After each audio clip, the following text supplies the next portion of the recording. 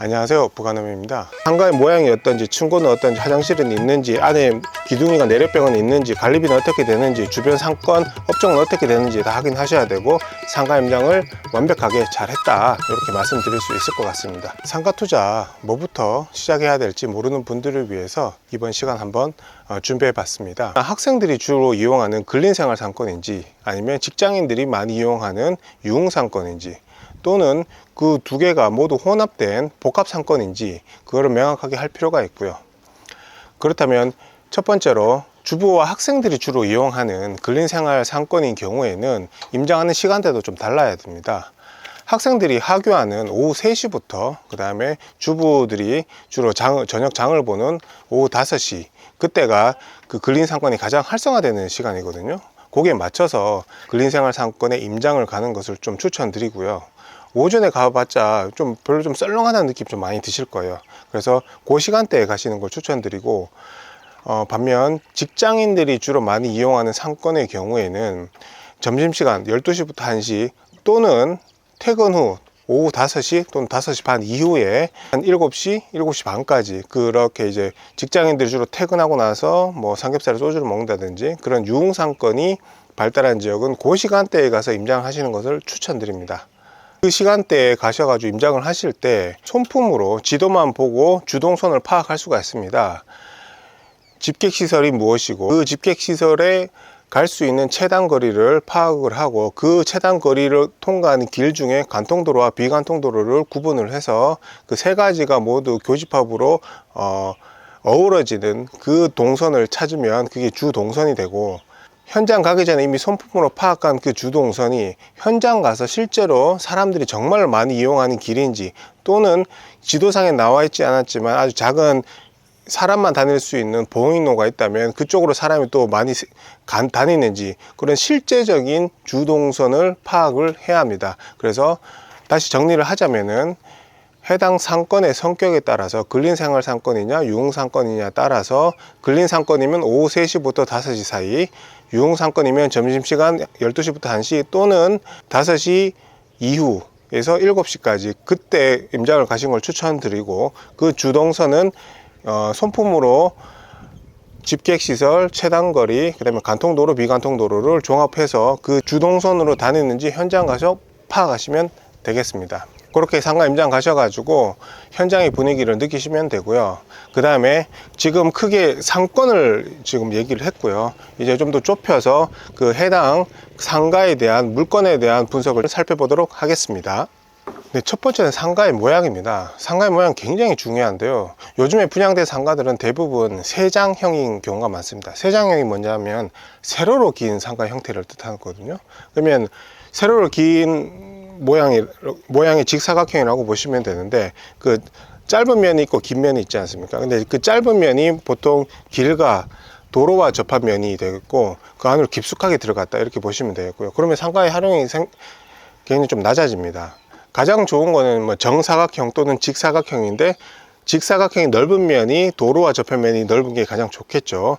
그렇게 상가의 모양, 어떤 모양인지 기본적으로 네모가 가장 좋고요. 근데 뭐 갑자기 뭐 직각삼각형이라든지 삼각형 모양 이런 거는 사실 상가의 활용도가 굉장히 떨어지기 때문에 좀 깊이 하거나 좀 멀리 하는 게 맞을 것 같습니다. 그러면 기본적으로 네모 모양의 사각형인데 그 길과 접한 면이 넓을수록 좋고, 최소한 면적 기준이 있습니다. 최소한 도로와 접한 면이 최소 4m 이상은 되어야 됩니다. 그래야지 이 문이 이제 제대로 설치가 될 수 있고 간판도 어느 정도 나오거든요. 3m가 되는지 살펴보시면 되겠습니다. 그리고 상가 내부를 보면 어떤 기둥이 있는지 또는 내력병이 있는지 그걸 살펴보셔야 되는데요. 이 기둥과 내력병이 뭐냐 하면은 건물 전체의 구조를 위해서 상부의 하중을 지탱하기 위해서 만들어 놓은 기둥과 내력병이거든요. 이거는 상가 임차인이나 건물주가 임의로 그 기둥이라든지 내력병을 훼손하면 안 됩니다. 구조적인 문제가 생겨서 건물이 붕괴될 위험도 있기 때문에 절대 훼손을 못 하거든요.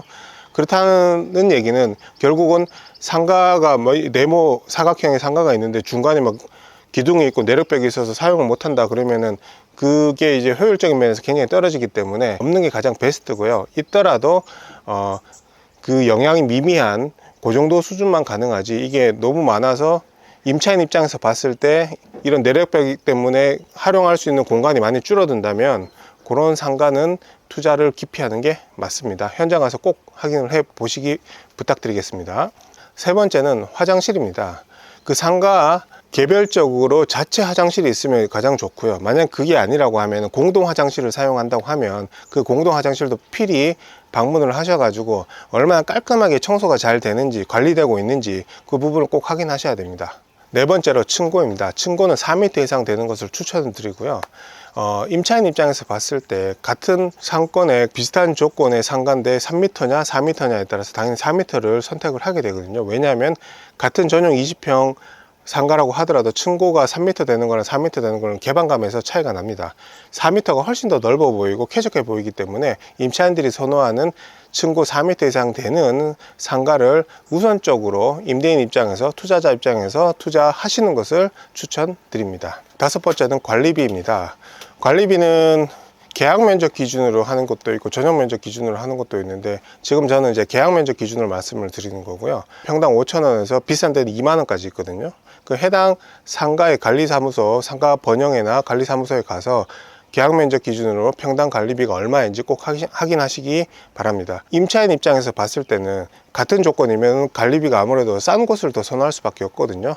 그렇기 때문에 현장 가셔서 관리비를 꼭 확인하시기 바랍니다. 여섯 번째는 주변 상가들의 업종을 파악하는 것입니다. 임대인으로서 임차인을 드릴 때 주변에 어떤 업종들이 운영되고 있는지를 파악하고 난 다음에 현재 진짜 필요한 업종이 무엇인지, 그래서 선호되는 업종이 무엇인지 임대인도 파악하고 있어야지 나중에 임차인을 선택하는 데 있어서도 그게 더 유리하고요. 그래야지 임차인이 나중에 그 적합 업종으로 들어왔을 때 손바뀜 없이 꾸준히 영업할 수 있는 기반이 또 마련이 되기 때문입니다. 그래서 주변 상가의 업종을 파악하시는 것도 현장에서 꼭 하셔야 되는 일이 되겠습니다. 그리고 현장 가셔가지고 내가 관심 있어 하는 상가 물건과 비슷한 조건의 상가들의 임대 시세와 매매 시세를 확인하셔야 됩니다. 그럼 예를 들면 내가 관심이 있는 물건이 1층이고 전용 20평이다 라고 했을 때 그 상권에서 이 물건과 입지가 비슷한 조건의 1층이면서 전용 면적 20평 내외인 물건들 최소 한 5개 정도의 임대 시세를 파악하시는 것을 추천드립니다. 요거는 부동산에 가셔가지고 투자자 컨셉 또는 임차인 컨셉으로 해당 물건들의 임대 시세를 파악하시면 되거든요. 그렇게 최소 제가 5개를 말씀드리는 이유는 이게 많으면 많을수록 사실 좋긴 한데 현실적으로 뭐 제가 15개, 20개 하라는 거는 조금 무리가 있을 수 있으니까 최소 5개 이상은 조사를 하셔야지 어느 정도 믿을 만한 평균값이 나옵니다. 그렇게 투자자 컨셉, 임차인 컨셉으로 임대 시세를 조사하시는 것을 현장에서 꼭 하시길 부탁드리겠습니다. 한번 정리를 다시 한번 해보자면 그 해당 상권에 대해서 그 상권의 주요 소비자가 학생인지 주부인지 또는 직장인인지에 따라서 임장 시간대가 달라지고 주 동선을 현장에서 직접 한번 확인하셔야 되고요. 그 다음에 물건 자체적으로 상가의 모양이 어떤지, 층고는 어떤지, 화장실은 있는지, 안에 기둥이가 내력벽은 있는지, 관리비는 어떻게 되는지, 주변 상권 업종은 어떻게 되는지 다 확인하셔야 되고, 이 상가와 가장 비슷한 최소 5개 이상의 임대 시세를 파악을 하시면 상가 임장을 완벽하게 잘했다, 이렇게 말씀드릴 수 있을 것 같습니다.